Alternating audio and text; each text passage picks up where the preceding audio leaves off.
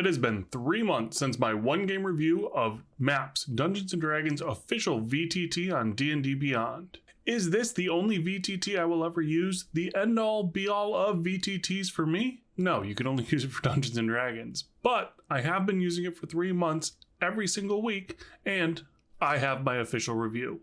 Let's get right into it. So for those that don't know, Maps is the official D&D available on D&D Beyond. It links well with your character sheets as well as the campaigns you have here to run games quickly and easily. And that is a statement that I agree with. Maps is very easy to use. It is user-friendly, and running a game in it is a breeze. Let's go over the basic features of Maps and my thoughts on them, starting with the toolbar on the left-hand side. Simple pan and select features. You also have your fog of war, allowing you to either erase or add fog of war as you need to. Simple shapes as well as different sizes make it very easy to add and subtract. This does not have like a dynamic lighting feature where when they walk into the room all of a sudden the fog of war is cleared. You do have to do it manually, and it can be a little tedious depending on the size of your room. Next up, we have a draw feature. Again, we have draw erase. We're able to select our size, a color from a standard set of colors, and then erase all drawings. The drawing feature is very helpful when you want to add something that you don't necessarily have a token or a sticker for, or you're trying to point out a point on the map and you want that to stay there. There is a ping feature that we will get to that is very useful, but this is more for if, say, I wanted to highlight the fact that there is a specific painting on this wall over here, I can just draw an arrow and it'll stay there, outlining where that is.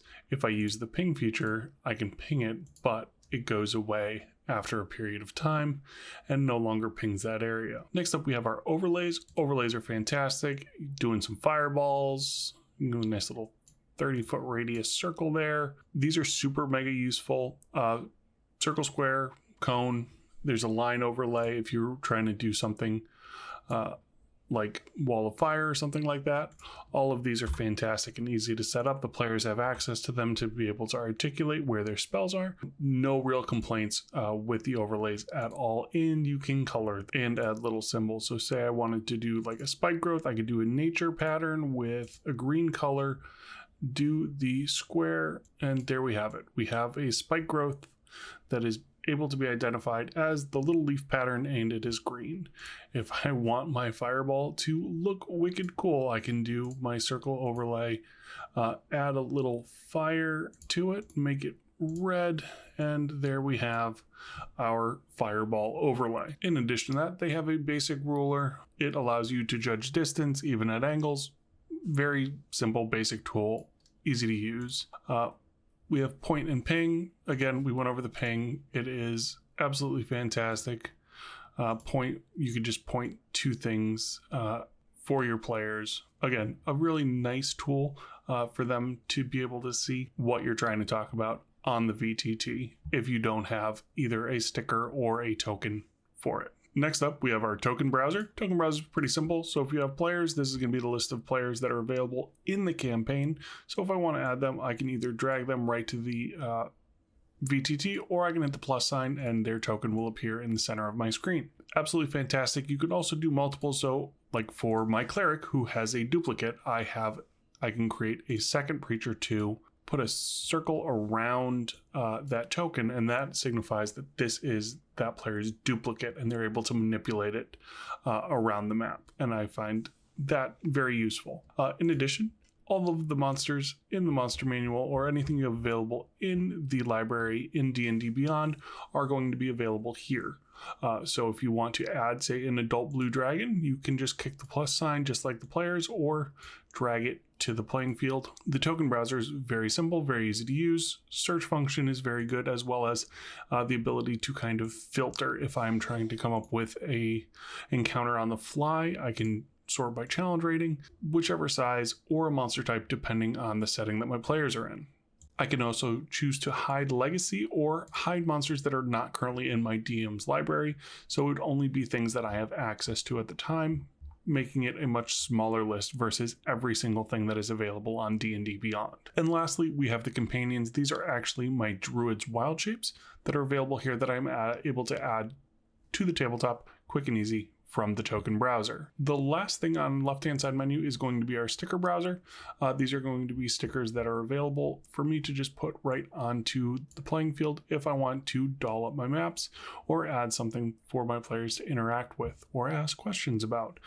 They added some new stickers with Dragon Delves, and then with the Dragon Lairs map pack available as kind of an add-on to the Dragon Delves book. You have some like little gold treasure hoards, which are cool, little jewel treasure hoard.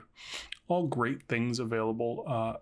Stickers are fairly limited, but it is cool that they've added them. It is part of their 2025 initiatives. It was the first thing on the list that they were able to get accomplished, which we'll talk about later. Let's clear our battlefield a little bit. We can just take it, select it, delete it, and it is all gone. Now, when it comes to adversaries, let's just add, say, an aboleth. When I'm running a combat, we have another menu available when we click on a creature token. That's going to be add to encounter. So if I'm over here, I can add all the tokens that are currently on the map. If I have things hidden in other parts of the map, say the Sapphire Sentinel that they deactivated is going to show up here. I can remove all of these things from the encounter or add them one at a time. So if I just wanted to do the aboleth, I can add the aboleth to the encounter, auto-initiate him, and then start our combat, which is going to put everybody in initiative order, and we're able to cycle through them. Very simple, very easy. In addition to that, I can update the aboleth's HP from right here. So say my player does 30 damage to it. I can type in 30, hit damage, and it is going to subtract that from the healing. Say the aboleth heals 15. I can throw that in here, pop a heal, and I can also override the max HP on the aboleth or add temporary HP right from here. If I want to see the aboleth's full stat block, I just click right here and it is available right here on the left-hand side of the screen. I am able to roll directly from this sheet all of my ability checks, saves, as well as almost all of my damage when it is not involved as an actual spell. So I'll show you. I'll open up the game log and dice. So here's some rolls from my game. It does save all this information so you can kind of scroll back and see where you were at last time if you're coming back in the middle of a combat. But if I wanted to do my attack roll with tentacle, advantage, disadvantage, or roll 1d20, I roll 1d20, 25 is definitely going to hit. I roll my damage here. That's going to do 11 damage to the player, bludgeoning damage, and they're going to have the grappled condition. And if I need to figure out what the grappled condition is, I can just click here and it's going to bring up the grappled condition on D&D Beyond. It is very useful. The one spot that this does not become useful is when we have something like, I'm going to find, I think there's a Rakshasa here. Yep. So my Rakshasa can do spells right here. So I can click on these spells and it will bring up the spell page. But I can't roll from this sheet. It is just going to tell me what the spell does. So if I have a damaging spell, I still have to go over here, roll dice, say it's 66, roll them up, and then that would be my damage. I cannot roll spells directly from the sheet, which can slow things down a little bit. But again, this is very helpful. We can also do our recharges and things like that directly from our sheets. Going back to our little feature bar, we have hide, where we can hide the monster from our players until he's revealed. We can lock him in place so that we or our players cannot move the creature around. We can rename him if we want. We can call him Phil, and then he will be Phil the Aboleth. We can also add a border color. I have started using these for things like conditions, like white for me is stunned. So if Phil was stunned, I could put the white ring around him, identifying that that is what's going on with Phil. Green's confusion, red is burning, etc. It is a nice little added thing, but I do wish that there were conditions in here as well where I could select border color, and in here there was actually one that said like stunned in small print around the side of it, because as I memorize these colors, my players will have to memorize them as well, and if it just had something that said it, it would be incredibly useful. All right, moving on to the next set of tools. Bottom right hand corner of our screen, we're going to have our end session, start session buttons. This is going to make the map visible to our players. If we end the session, they can't see it. If we resume, they can see it. We can mess with our zoom here. We can make this full screen, and then there's this button called Spectator View. When you open up Spectator View, it is going to show you what your players see. So this is what they can see with the Fog of War enabled that they have not revealed yet. This is their visibility. So I can see what they see and manipulate it in any way that I need to. Next to that, we have our game log and dice. This is where we saw all of our dice rolls, and it will tell us the abilities that we're using and what we actually rolled if we need to see what the dice roll was. Say we need to add something or subtract something to it. All that information is available here, and we can also roll dice that we need to. We can either roll it to ourselves if we want to keep it secret, or we can roll it to everyone if we want everyone to be able to see it. So if we were rolling a D100, we just click that, and that will roll our D100 for us. You can also roll multiple dice at a time. So say you had an ability that did say 2d8 damage, plus you had Hunter's Mark and an additional D10 somehow. You could roll all those dice together and it would add it up for you. Very handy. And then you have your game info. This is going to give you the invite, the link, so that people can get into maps. They can also get to it right off their sheet, and it also has a list of shortcuts right here available to you. And then up here, you also have your roll options: roll to yourself, roll to everyone, and then settings here and keyboard shortcuts as well. All right, let's take a look at what this looks like from the player side before we hop into making and adding a map really fast in Maps. So for your players, they're going to run right off their character sheet in D&D Beyond. They can click on any of the things that allow them to roll. Say with our Flame Tongue Glaive, we wanted to roll, got a 9. Let's just say that hit. We can roll our damage right there. So we have our to hit, we have our damage. Now, all of a sudden I need to make an athletics check. All of this is happening right off of their character sheet. And in Maps, we see all of the rolls that they just did right here. The integration in that aspect really is seamless. So what does it take to set up a map in Maps? So to add a map, we're just going to go up here to the map browser. Now this is a list of maps that I have available for this campaign. I'm going to open my map browser. So I'm going to have something called My Uploaded Maps. These are all maps that I have uploaded to D&D Beyond for my use. There are also basic maps that come built. They're already in here. You can use them. They're very basic, like there's a simple grass one or a field, a basic boat. There's also now with Dragon Delves quick play maps. These maps already have tokens and Fog of War enabled. They have a little spot where the players start that doesn't have Fog of War on it. They're super useful, and I am excited to be able to run these for my players. In addition to those, there were Dragon Lairs that were available through D&D Beyond as part of the premium bundle for Dragon Delves, and all the maps for books that I've purchased. They might not be quick start, but they're at least in here readily available for me to use for all of the official WotC content that I have purchased. So let's add our own map. So we're going to go to My Maps, and we're going to create, I think D2. We'll call it D2, Dungeon 2. We're going to go. We have our map that we created in Dungeon Scrawl. We're going to go to Next. Next up, we are going to be able to size the map to our grid. So we're going to use this little tool to kind of line up where the lines are. Use this one right here so that all the spacing and the scaling is correct. There we go. Line this up. It looks pretty close. I'm happy with that. Save. It is now available. We're going to hit the plus sign. We're going to add it. We can change the name if we wanted to, and now D2 is on our map list. We can now take our Fog of War, cover all, go to our token browser, say that we were looking to throw some, it's a crypt, so let's do some undead. Apply. This would be our available undead.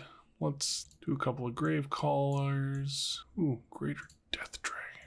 Just chilling in this really small room. And then Skull Lords. We'll do one on each side. And there we go. That's basically it. We have now set up our map that would be ready for our players to kind of come down and explore. It is a quick process, and it is fairly simple to get it set up and running, especially if you know kind of what you're going to be populating your dungeons with and what kind of encounters you want to put in front of your players.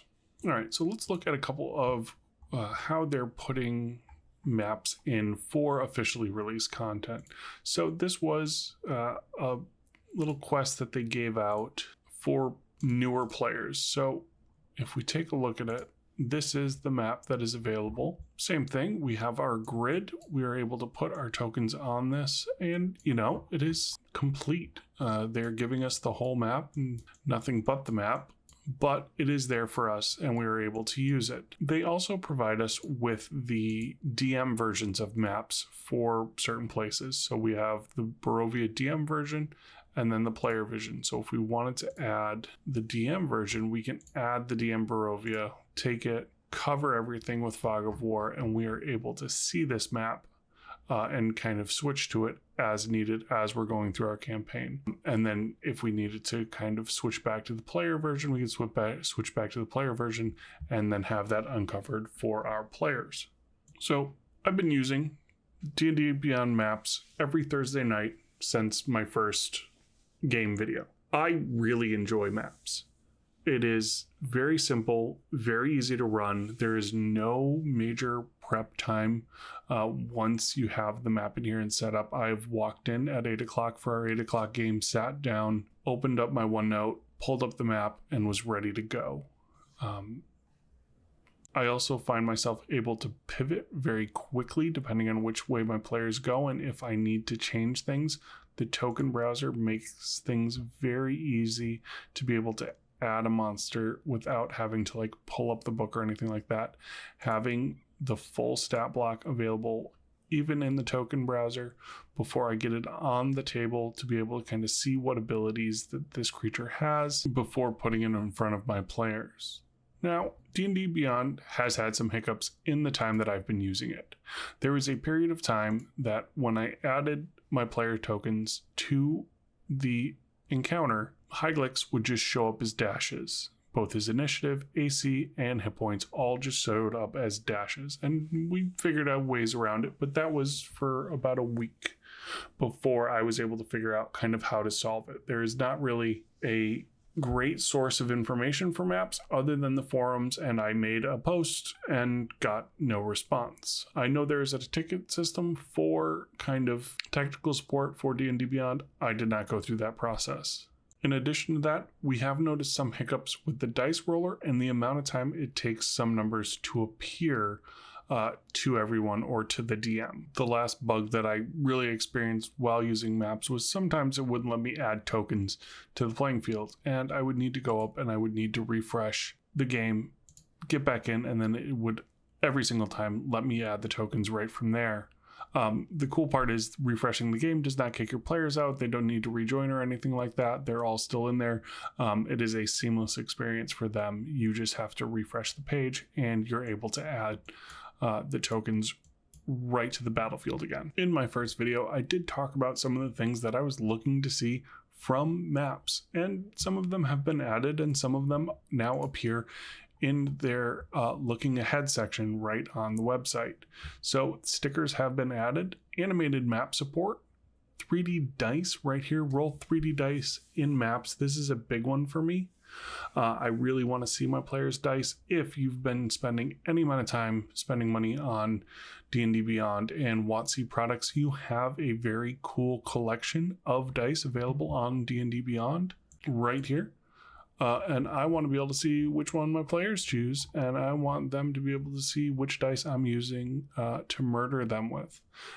Having the Tarask dice or the Aurora Borealis dice, the ones that were I used previously when I rolled Spice Racks, was the Ancient Gold Dragon dice, but they're all very cool, and I want to be able to see what my players use as far as dice goes. Reveals allow DMs to reveal custom art and handouts to players. That's going to be a great quality of life one, especially for a lot of campaigns that have a lot of handouts, especially if they make those handouts available that are in official WotC content available right off the rip when they launch that feature. Campaign console, being able to create and manage your campaigns directly in Maps would be really awesome to kind of put everything in order before you start rolling. And then Rules Assistant, which I think is fun. I mean, I just use another screen with D&D Beyond open as kind of my Rules Assistant, but having something in Maps itself, I imagine, especially for newer DMs and players, will be very helpful. Now, in order to host a game on Maps, you are going to need to have a master tier subscription from D&D Beyond. If you pay for this annually, it is going to run you for $58 a month, or if you purchase it monthly, it will be $5.99 a month. In addition to be able to host games on Maps, you are also going to get the ability to share your content with your players, as well as get early access to the purchases that you make on D&D Beyond. For your players, it is free for them to join games on Maps. So for your players, they do not need to have a D&D Beyond subscription in order to play Dungeons and Dragons with you on the Maps. So we've talked about the features available in D&D Beyond Maps and how I use them. Now, what do I think of Maps? I think Maps is a great VTT that is easy to use and easily integrated with the things that I'm already purchasing from Wizards of the Coast and D&D Beyond. I'm going to continue using Maps. I have no incentive to change to Roll20 or Foundry or any other VTT for that matter. Now, I've already purchased my books from D&D Beyond and Wizards of the Coast. I have the Maps available in Maps, which really puts the nail in the coffin for other VTTs for me. Now, I can't use Maps for Daggerheart. I am actively looking for a VTT to run Daggerheart, which if you've already invested a lot in whether it be map packs or mods, the scales might tip a little bit more in the favor of other VTTs for you. And it really depends on how much you've invested into these VTTs versus how much you anticipate investing in future Wizards of the Coast products. And in the future, I might see myself trying to make that difficult decision. If I invest a lot into another VTT to run Daggerheart, again, on D&D Beyond with WotC products, getting the physical copy, the D&D Beyond copy, plus maps, plus stickers is very appealing to me. And to have all the tokens already loaded in with their art really is excellent for me as a DM. But if I'm already investing in these things on another platform for Daggerheart, there might be a lot of overlap there, and all of a sudden, what Wizards of the Coast is providing for me through D&D Beyond might not be as valuable. Talking to my players about their feedback for Maps has provided me with some very positive feedback. There are some abilities on character sheets that are fairly well hidden, and the integration in the abilities are not all there. So it's not necessarily going to add all of the damage modifiers that you're going to have available to you with every single attack, and you're going to have to do some of them manually and then add them up. But in the end, if you're looking to throw together a game, get a virtual tabletop up and in front of your players and play some Dungeons and Dragons, Maps does a great job of that. From its easy to use interface, great basic tools, easy to scale maps, and being able to just run off of your character sheet in D&D Beyond really makes Maps an A+ for me. The bugs and negatives that we've experienced from using Maps are very minimal. Even not giving this the beta pass, which it technically still is in beta, the number of things that we've experienced over our weeks, months of using Maps even wouldn't cause me to not use the product. I want to thank you all for joining me today, and I would really love it if you liked and subscribed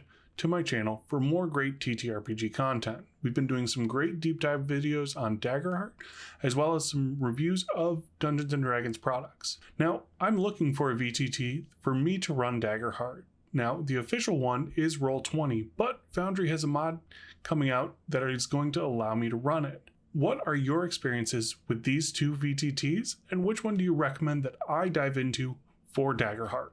Thanks for joining me today. We'll see you next time.